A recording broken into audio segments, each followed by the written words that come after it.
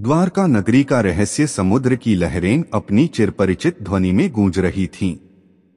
गुजरात के तट पर स्थित एक छोटे से गांव में इतिहास के एक युवा शोधकर्ता आदित्य को एक प्राचीन हस्तलिखित ग्रंथ मिला। इस ग्रंथ में लिखा था कि द्वारका नगरी, जिसे भगवान कृष्ण ने बसाया था, आज भी समुद्र के गर्भ में सुरक्षित है और उसमें छिपा है एक महान रहस्य। आदित्य ने अपने मित्र रवि के साथ इस रहस्य को खोजने का निर्णय लिया। वे द्वारका के तट पर पहुंचे और कुछ विशेषज्ञ गोताखोरों की सहायता से समुद्र की गहराइयों में उतरे। गहरे पानी में प्रवेश करते ही उन्होंने एक अद्भुत दृश्य देखा। प्राचीन स्तंभ, विशाल महल और भगवान कृष्ण का भव्य मंदिर। परंतु जैसे ही वे आगे बढ़े, उन्हें एक अजीब सा प्रकाश दिखाई दिया। अचानक एक गूंजती हुई आवाज आई, तुम यहाँ क्यों आए हो? यह नगरी दिव्य ऊर्जा से सुरक्षित है। आदित्य और रवि डर गए, परंतु उन्होंने हिम्मत नहीं हारी। जैसे ही उन्होंने आगे बढ़ने की कोशिश की, समुद्र का जल एकदम शांत हो गया और उनके सामने एक दरवाजा प्रकट हुआ। यह द्वार द्वारका के असली रहस्य को छिपाए हुए था। आदित्य ने दरवाजे को छूते ही एक अद्भुत दृश्य देखा। वे अचानक 3300 साल पहले की द्वारका नगरी में पहुंच गए। शहर अपने पूरे वैभव में था। सोने से जड़े महल, भागदौड़ करते लोग और चारों ओर कृष्ण के भजन गूंज रहे थे। तभी आदित्य की मुलाकात एक रहस्यमयी साधु से हुई। साधु ने कहा, यह द्वारका केवल उन्हीं को दिखती है जो इसके रहस्य को समझ सकते हैं। परंतु अगर तुम यहाँ ज्यादा रुके तो वर्तमान में लौट नहीं पाओगे। आदित्य को एहसास हुआ कि यह नगरी समय के चक्र में फंसी हुई है। उसने जल्दी से वापसी का रास्ता ढूंढा। जैसे ही उसने वह दरवाजा पार किया, वह वापस अपने समय में लौट आया। परंतु अब वह जान चुका था कि द्वारका नगरी केवल एक मिथक नहीं, बल्कि सत्य है। उसने उस रहस्य को दुनिया के सामने लाने का निर्णय लिया। परंतु क्या लोग इस पर विश्वास करेंगे? शायद यह रहस्य युगों युगों तक ऐसा ही बना रहेगा। आदित्य की आंखें खुलीं तो वह खुद को द्वारका के समुद्र तट पर पड़ा हुआ पाया। रवि और अन्य लोग उसे घेरकर खड़े थे। उसके हाथ में वही प्राचीन ग्रंथ था, लेकिन अब उसके पन्ने सुनहरे हो गए थे और उन पर कुछ नई लिपियां उभर आई थीं। रवि ने उत्सुकता से पूछा, आदित्य क्या हुआ? तुम बेहोश कैसे हो गए? आदित्य ने गहरी सांस ली और कहा, मैं समय में पीछे चला गया था। मैंने प्राचीन द्वारका को देखा और वहां के रहस्यों को महसूस किया। यह नगरी आज भी अस्तित्व में है, बस हमारी आंखों से छिपी हुई है। परंतु असली रहस्य तो अब सामने आना था। जब आदित्य ने ग्रंथ के नए पन्नों को ध्यान से पढ़ा तो उसमें एक और गूढ़ संकेत मिला। जो सत्य को खोजेगा, उसे नागों की नगरी में प्रवेश करना होगा। यह पढ़ते ही आदित्य को याद आया कि द्वारका से जुड़ी कई कथाओं में नागों के एक रहस्यमय लोक का उल्लेख है। इस लोक का प्रवेश द्वार समुद्र के अंदर था, लेकिन वहां केवल वही जा सकता था जिसे स्वयं सागर देव अनुमति दें। आदित्य और रवि ने बिना समय गंवाए फिर से गोताखोरों की मदद ली और समुद्र के भीतर जाने का फैसला किया। जैसे ही वे गहराई में पहुंचे, उन्हें समुद्र की तलहटी में एक विशाल नाग आकृति का पत्थर दिखाई दिया। यह वही स्थान था जिसकी भविष्यवाणी ग्रंथ में की गई थी। आदित्य ने जैसे ही उस पत्थर को छुआ, चारों ओर एक सुनहरी रोशनी फैल गई। एक विशाल नागमणि चमक उठी और कुछ ही पलों में उनके सामने एक द्वार प्रकट हो गया। वे द्वार पार करके जैसे ही आगे बढ़े, एक अजीब सा एहसास हुआ। चारों ओर विशालकाय नागों की मूर्तियां थीं, जिनकी आंखों में जड़े मणि चमक रहे थे। तभी एक गहरी आवाज गूंजी, मनुष्यों, तुम यहाँ क्यों आए हो? आदित्य और रवि ने देखा कि उनके सामने एक विशाल सर्प आकृति प्रकट हो गई थी। आदित्य ने हिम्मत जुटाकर कहा, हम द्वारका का रहस्य समझना चाहते हैं। हमें सच जानना है। सर्प आकृति मुस्कुराई और बोली, तुमने आधा सत्य जान लिया है, लेकिन असली रहस्य अभी बाकी है। नागलोक और द्वारका एक ही धागे से जुड़े हैं। आदित्य ने चौंक कर पूछा, कैसे? सर्प ने उत्तर दिया, द्वारका नगरी को जब जलमग्न किया गया था तब श्री कृष्ण ने इसे सहेजने के लिए नागलोक की शक्ति का उपयोग किया। इस नगरी को काल से बचाने के लिए इसे एक अलग आयाम में छिपा दिया गया। जो इसे समझने की कोशिश करेगा उसे इसकी रक्षा करने की भी जिम्मेदारी लेनी होगी। आदित्य और रवि स्तब्ध थे। उन्होंने अपने जीवन में कभी यह नहीं सोचा था कि वे इस रहस्य का हिस्सा बनेंगे। सर्प आकृति ने आगे कहा, अब निर्णय तुम्हारे हाथ में है। तुम इस सत्य को दुनिया को बताओगे या इसे हमेशा के लिए गुप्त रखोगे? आदित्य के मन में संघर्ष चल रहा था। अगर वह इस रहस्य को दुनिया के सामने लाता तो द्वारका और नागलोक दोनों संकट में आ सकते थे, परंतु अगर वह इसे छुपा लेता तो यह रहस्य युगों युगों तक अनसुलझा रह जाता। आखिरकार उसने निर्णय लिया, वह इस सत्य को दुनिया को बताएगा, लेकिन केवल उन्हीं को जो इसे समझने के योग्य होंगे। जैसे ही उसने अपनी सहमति दी, चारों ओर फिर से उजाला हुआ और वे दोनों वापस समुद्र की सतह पर आ गए। नागलोक का द्वार गायब हो चुका था, लेकिन आदित्य के हाथ में अब एक रहस्यमयी नागमणि थी, एक संकेत कि वह अब इस रहस्य का रक्षक बन चुका था। परंतु क्या यह सच में अंत था या फिर यह केवल एक और रहस्य की शुरुआत थी?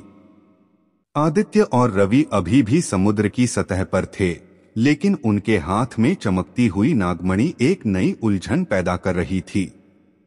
जैसे ही आदित्य ने मणि को ध्यान से देखा, उसे लगा कि यह सिर्फ एक पत्थर नहीं बल्कि जीवंत ऊर्जा का स्रोत है। रवि ने घबराकर कहा, आदित्य, हमें इसे तुरंत किसी विशेषज्ञ को दिखाना चाहिए। यह कोई साधारण चीज नहीं है। आदित्य ने हामी भरी, लेकिन तभी समुद्र की लहरें अचानक तेज हो गईं और आसमान में काले बादल छा गए।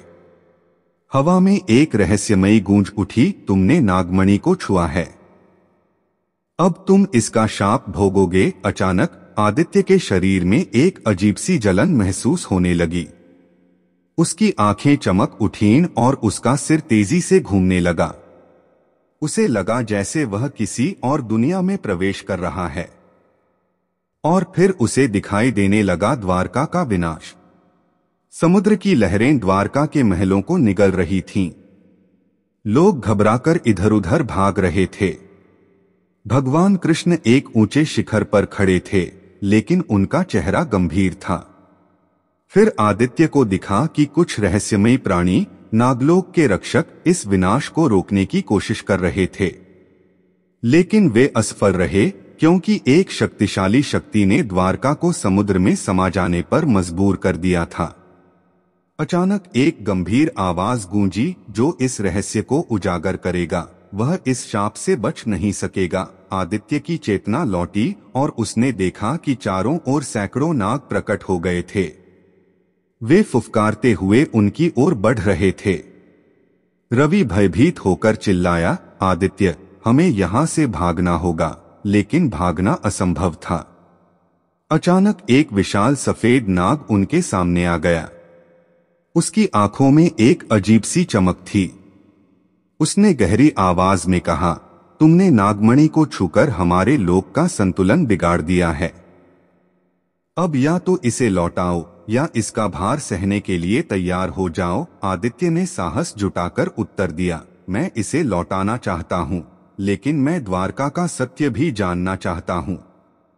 मैं जानना चाहता हूँ कि इसका विनाश कैसे हुआ और नागलोक से इसका क्या संबंध है। सफेद नाग थोड़ी देर चुप रहा, फिर उसने कहा, ठीक है, लेकिन इसके लिए तुम्हें अंतिम परीक्षा देनी होगी। सफेद नाग ने समुद्र में एक और द्वार प्रकट किया। यह द्वार नागलोक और द्वारका के बीच का सबसे बड़ा रहस्य छुपाए हुए था।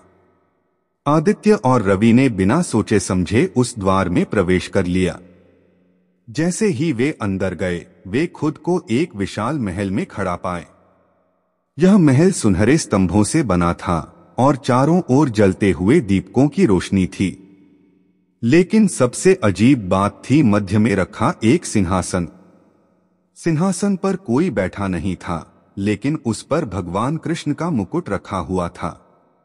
क्या था यह संकेत? क्या भगवान कृष्ण ने अपना मुकुट नागलोक में छोड़ा था? क्या द्वारका का विनाश वास्तव में किसी रहस्यमयी शक्ति का परिणाम था? क्या आदित्य को इस शाप से मुक्त होने का कोई रास्ता मिलेगा? सफेद नाग ने धीरे से कहा, यह सत्य केवल उन्हीं को ज्ञात होता है जो इसकी कीमत चुकाने को तैयार होते हैं।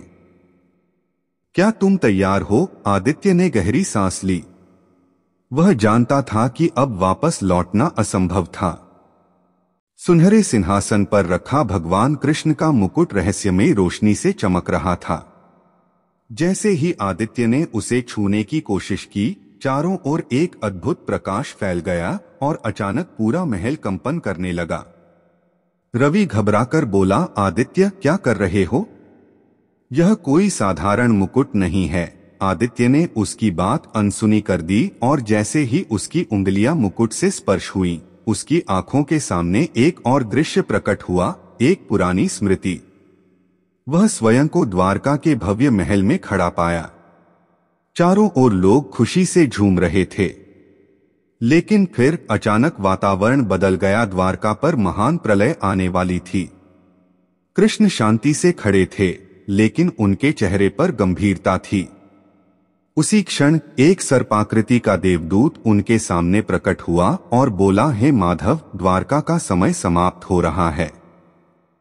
समुद्र इसे निगलने को तैयार है, परंतु हम इसे बचा सकते हैं। कृष्ण मुस्कुराए और बोले, जो होना तय है उसे रोका नहीं जा सकता, परंतु सत्य को हमेशा जीवित रखना चाहिए। तभी कृष्ण ने अपना मुकुट उतारा और उसे नागलोक के राजा वासुकी को सौंप दिया। यह मुकुट सत्य का प्रतीक होगा। जब समय आएगा, कोई इसे फिर से खोजेगा और तब द्वारका का अंतिम रहस्य उजागर होगा। और फिर अचानक समुद्र की विशाल लहरें द्वारका पर टूट पड़ी और देखते ही देखते पूरी नगरी जलमग्न हो गई। आदित्य की चेतना लौटी। उसकी आंखों से आंसू बह रहे थे। उसे अब सब समझ में आ चुका था। द्वारका का विनाश केवल एक प्राकृतिक आपदा नहीं था, बल्कि यह नियति का हिस्सा था। भगवान कृष्ण ने जानबूझकर अपना मुकुट नागलोक में सुरक्षित रखा था, ताकि जब सही समय आए, सत्य फिर से बाहर आ सके। नागलोक द्वारका के अंतिम रक्षकों में से एक था और यह राज अब तक छुपाया गया था। सफेद नाग ने गहरी आवाज में कहा, अब तुम जान चुके हो कि यह मुकुट किसका है, परंतु तुम्हें यह निर्णय लेना होगा।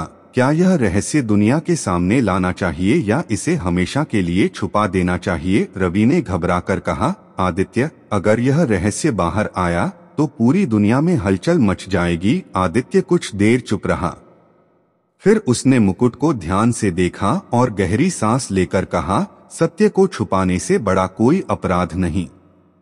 यह मुकुट अब केवल इतिहास का हिस्सा नहीं रहेगा, बल्कि यह द्वारका के पुनर्जन्म की शुरुआत करेगा। द्वारका का पुनर्जन्म? सफेद नाग मुस्कुराया और बोला, तो तुमने अपना निर्णय ले लिया। अब देखो, सत्य स्वयं प्रकट होगा। तभी नागलोक की दीवारों पर लिखी प्राचीन लिपियां चमकने लगीं। कुछ ही पलों में पूरा स्थान रोशनी से भर गया। आदित्य और रवि ने देखा कि समुद्र की गहराइयों में एक नया द्वारका उभर रहा था। एक ऐसा द्वारका जो अब तक छुपा हुआ था, परंतु अब सत्य की रोशनी में फिर से प्रकट हो रहा था। क्या यह वास्तव में द्वारका की वापसी थी? आदित्य की आंखों में उत्सुकता और भय का मिश्रण था। वह जानता था कि यह केवल शुरुआत थी।